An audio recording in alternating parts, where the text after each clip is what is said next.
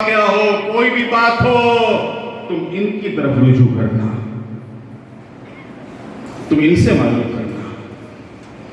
और फिर ये तकरीबन 1250 साल का पूरा सफर जो गैबत कुबरा का सफर है, दुनिया ने लाख कोशिशें कर ली। आज तो माशाअल्लाह शीयत सरबुलंद है।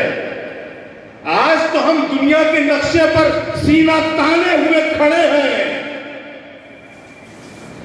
कैसे कैसे दौर आए हैं, कैसे कैसे जमाने आए हैं, कैसे कैसे हालात आए हैं कि जहां के ऊपर शहरों में, मुल्कों में कोई हुसैन का नाम नहीं ले सकता था, अली का नारा नहीं लगा सकता था, कोई अपने को शिया नहीं कह सकता था। आज तो हम सरबुलंद हैं। आज तो दुनिया के नक्शे के ऊपर हम सीना ताने हुए खड़े हैं। ये किसकी बदौलत? इस गैबत के जमाने में इसी मर्जइयत और फकाहत की बदौलत है।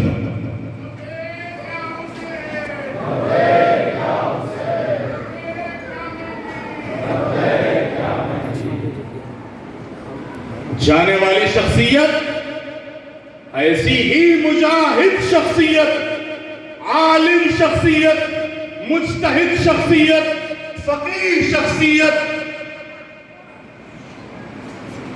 कि जो आज हमसे बिछड़ गई। आज हम खामनई साहब के कुछ हालात आपकी खिदमत में बयान नहीं कर सके। खामनई साहब कौन थे? इसलिए कि हमारे आज भी तो दिल रंजीदा है। आज इस पोजीशन ही में नहीं है कि हम उन हालात को, उनका बचपना कैसे गुजरा, उनकी नौजवानी, उनकी जवानी, उन्होंने कैसे कैसे मुबारजे किए हैं, कैसे कैसे मुकाबले किए हैं, कैसे कैसे जिंदानों में रहे हैं, कैदखानों में जिंदगी गुजारी है, कितनी सख्तियां उठाई हैं, कितनी तकलीफें गवारा की हैं, और कैसे न चाहने के बावजूद इस ओहदे तक और इस मनसब तक पहुंचे हैं। खामनई साहब खुद, उनके अंदर जो इंकिसारी थी, उनके अंदर जो तवाज़ो था, उनके अंदर जो खुशू था, उनके अंदर जो खुशू था, उनके अंदर जो लिल्लाहियत थी,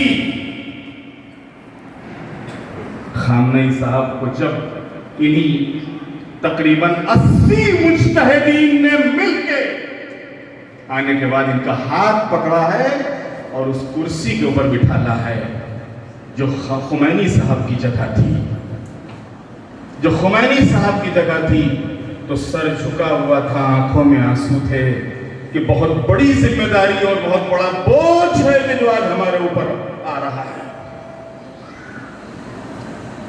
बस ये जिम्मेदारी हम निभा ले जाएं और वाकईन सलाम हो हमारे तुम्हारे ऊपर खामनई शहीद कि तुमने क्या खूब निभाया, हक अदा कर दिया खुमैनी साहब की जानशीनी का, हक अदा कर दिया रहबरियत का, हक अदा कर दिया क़यादत का, हक अदा कर दिया हक के दिफा का।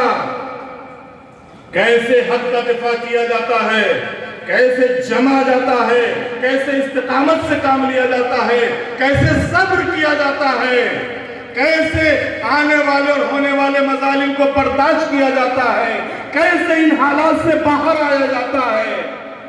बड़ी मजलूम शख्सियत थी खामनई।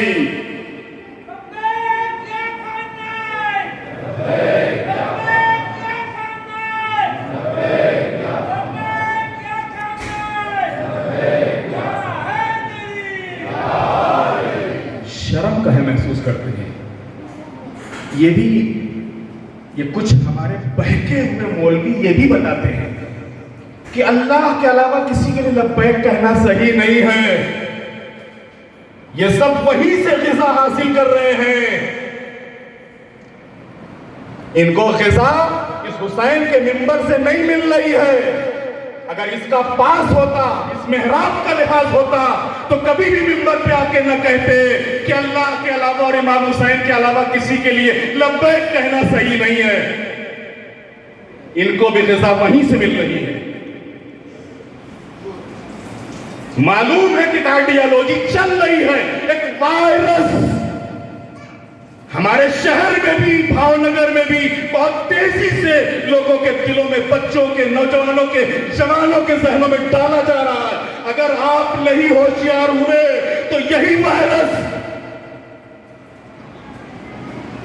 आगे चल के जो फितना 20 साल पहले हुआ था, इससे बड़े फितने की शक्ल में जाहिर होने वाला